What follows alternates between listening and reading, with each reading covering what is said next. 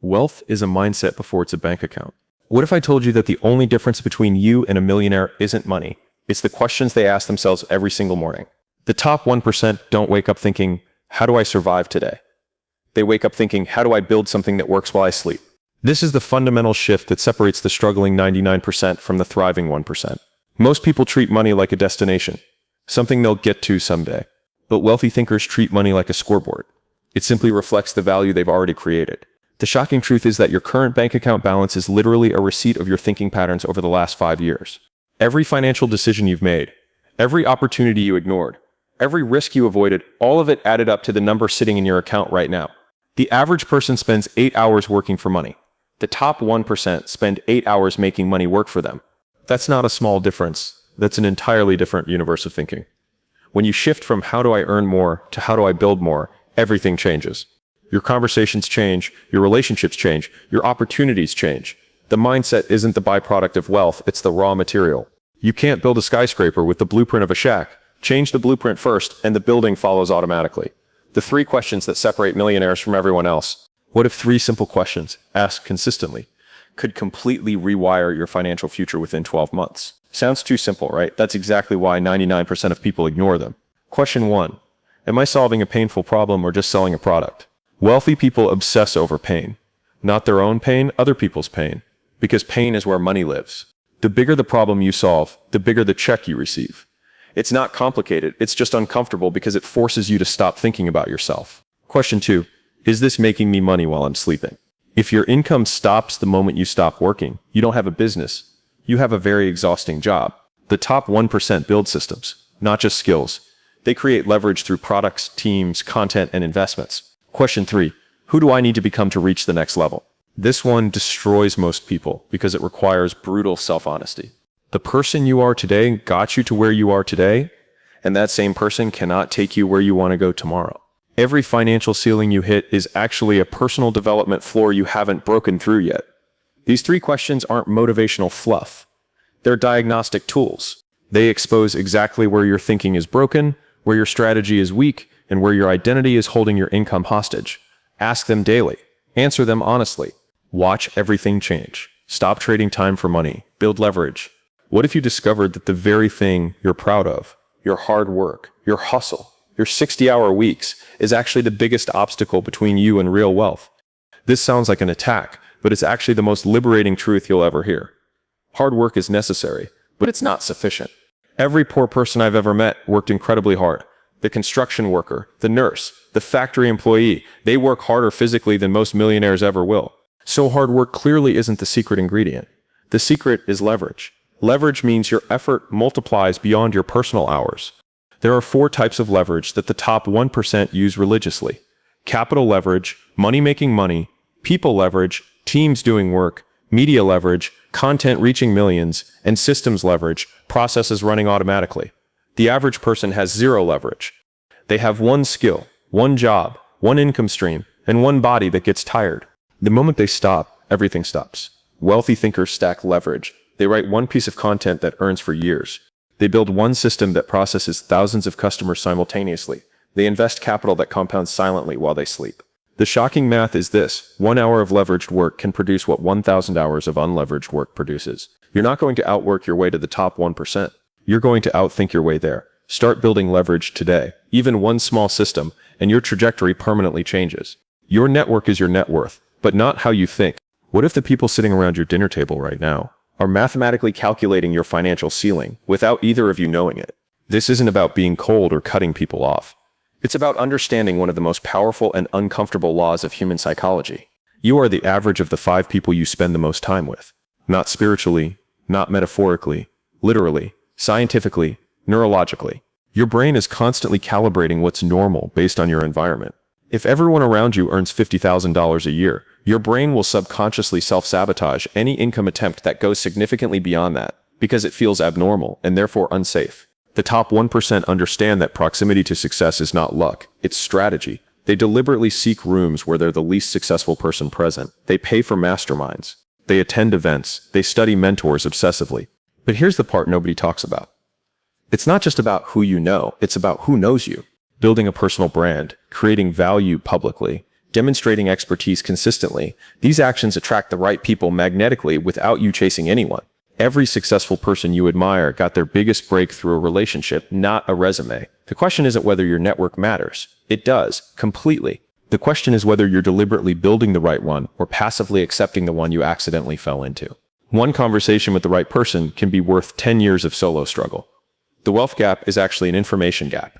What if poverty isn't caused by lack of money, but by lack of specific, actionable information that nobody ever taught you?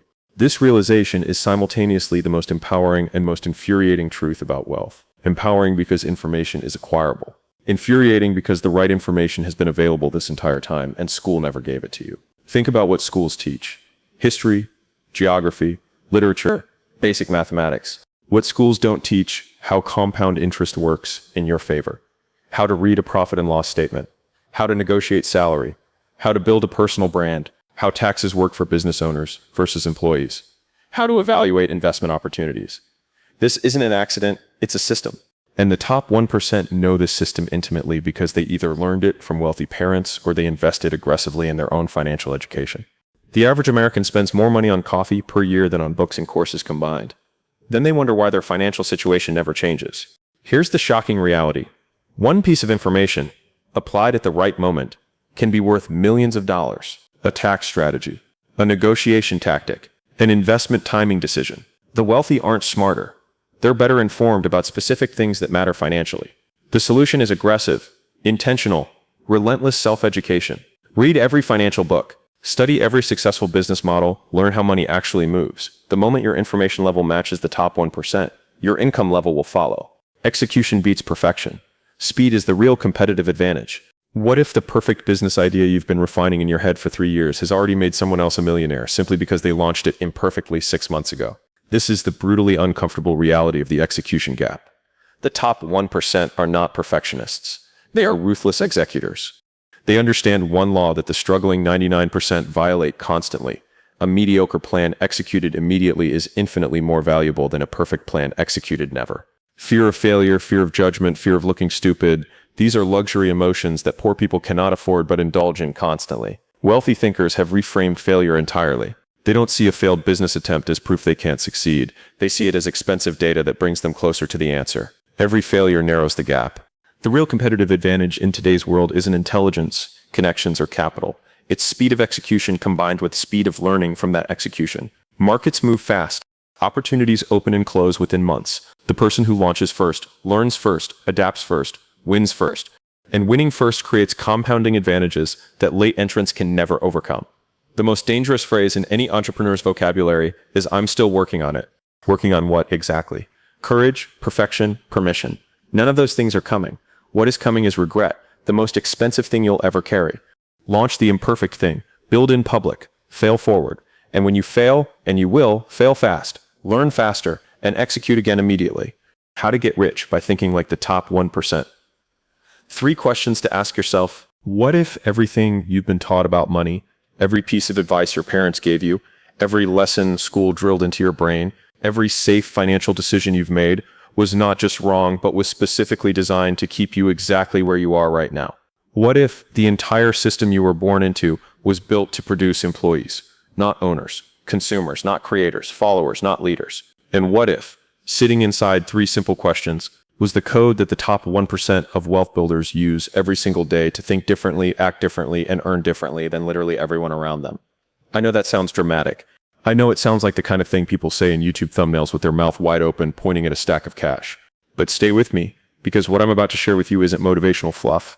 It isn't abstract philosophy. It's a concrete, uncomfortable, shocking examination of the exact mental frameworks that separate the people building generational wealth from the people working harder and harder with less and less to show for it. And by the end of this, you're either going to feel genuinely excited or genuinely angry.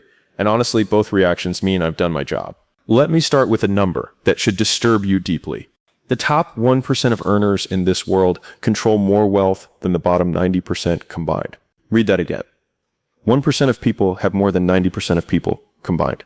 And the standard explanation people give for this is luck, connections, inheritance, privilege. And look, those things exist. I'm not dismissing them. But here's what the data also shows. 80% of today's millionaires are first-generation wealthy, meaning they didn't inherit it. They built it from scratch, from nothing. from the same 24 hours you have, the same economy you live in, the same world you wake up in every morning. So if 80% of millionaires built their wealth from zero, then the variable isn't luck or inheritance. The variable is thinking. It's the specific way they process information, evaluate opportunities, make decisions, and ask questions of themselves that the average person simply never asks. And that brings me to the first and most foundational truth of this entire conversation. Wealth is a mindset before it is a bank account. I know you've heard that before. I know it sounds like a poster you'd find in a dentist's waiting room. But I want you to actually sit with the mathematical reality of this statement, instead of just nodding at it. Your current financial situation, your savings, your debt, your income, your assets is the physical, tangible output of 5 years of thinking patterns. Every decision you made or didn't make, every opportunity you pursued or avoided, every risk you took or retreated from, every belief you held about what you deserve, what's possible, what's realistic, all of it compounded silently and produced the number in your bank account right now. Which means if you want a different number 5 years from now, you cannot think the same thoughts. You cannot ask the same questions. You cannot hold the same beliefs. Because the version of you that exists right now is perfectly optimized to produce your current results. Not slightly off, not close, perfect. Your habits, your decisions, your thinking, they are exactly calibrated to generate exactly what you're generating. To get different results, you need a different operating system. And the upgrade starts with 3 specific questions. Question number 1, am I solving a painful problem? Or am I just selling a product? This is the question that exposes whether you have a business or whether you have a hobby with invoices. Here's the raw truth about how money flows in any economy. Money is the exchange medium for pain relief. Every single dollar that has ever changed hands in the history of commerce has been because one person had a problem and another person provided a solution. That's it. That's the entire economy condensed. The bigger the problem you solve, the more money people will pay you, without needing to be convinced, without needing elaborate sales funnels, without needing persuasion, because pain is self-motivating. You don't have to convince someone who's drowning that they need a life jacket.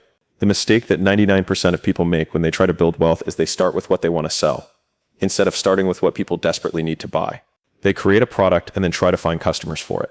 The top 1% do the opposite. They find a desperate problem, and then they build the solution around it. Think about the most successful businesses you know. Uber didn't invent transportation. They solved the specific pain of standing in the rain trying to hail a cab. Airbnb didn't invent accommodation. They solved the pain of hotels being expensive and impersonal. Every billion-dollar business is essentially a billion-dollar pain solution. So the question you need to ask yourself today, not someday, today, is this: whose pain am I solving? And is that pain desperate enough that they'll pay me significantly to relieve it? If you can't answer that question clearly and specifically, you don't yet have a wealth-building vehicle. You have an idea. And ideas without pain point specificity are worth exactly $0. Now let me tell you something about hard work that might upset you. Hard work is not the path to the top 1%. I know.